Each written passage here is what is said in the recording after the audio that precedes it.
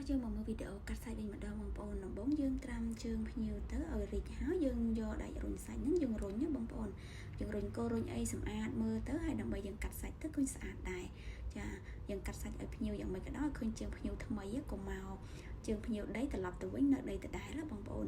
ចាយើងកាត់រំលីងឲ្យស្អាតទៅណាបងប្អូនកុំឲ្យមានឃើញស្នាមកត្រៃកាលណាឃើញស្នាមកត្រៃគឺអត់ស្អាតទេហើយកាត់កុំឲ្យមានឈាមបងប្អូនចាព្រោះឥឡូវជំងឺកាចណាបងប្អូនអញ្ចឹងយើងកាត់ប្រយ័ត្នប្រយែងបន្តិចកុំឲ្យមានឈាមណាបងប្អូនយើងប្រយ័ត្ន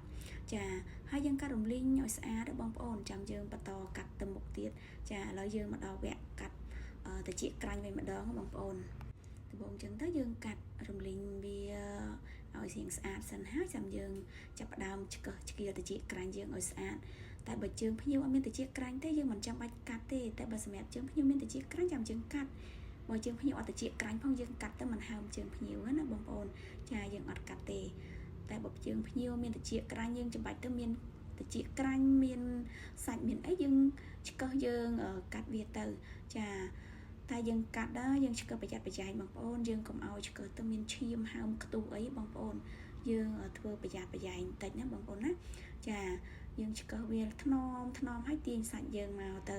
ចាយើងទាញមកក្រោយបើសាច់យើងទៅមុខយើងទាញទៅមុខទៅបងប្អូនចាសាច់វាមានបច្ច្រាស់មានបដៅអញ្ចឹងណាបងប្អូនចា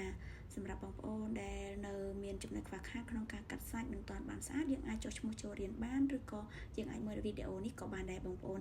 ចាយើងមើលទៅក៏ជាចំណេះដឹងរបស់យើងដែរចាបន្ទាប់មកយើងឆ្កឹះរួចរាល់សម្អាតហើយអស់ហើយយើងកាត់រំលីងវាឲ្យរលោងស្អាតណាបងប្អូនមើលទៅឃើញស្អាតនៅពេលដែលយើងលាបពណ៌ឬក៏យើងមិនលាបពណ៌អីយើងមើលឃើញស្អាតកុំឲ្យដល់ពេលដែលកាត់ហើយឃើញសស្ព្រុះបងប្អូនគឺអត់ទេយើងកាត់តែកន្លែងណាក្រិនកន្លែងណាមិនក្រិនយើងកុំកាត់ណាបងប្អូនចាយើងកាត់ហើយយើងរុះកញ្ចក់យើងបងប្អូនរុះរួចរាល់ហើយយើងបងខាត់រំលីងឲ្យស្អាតមករួចជាការស្រេចបងប្អូន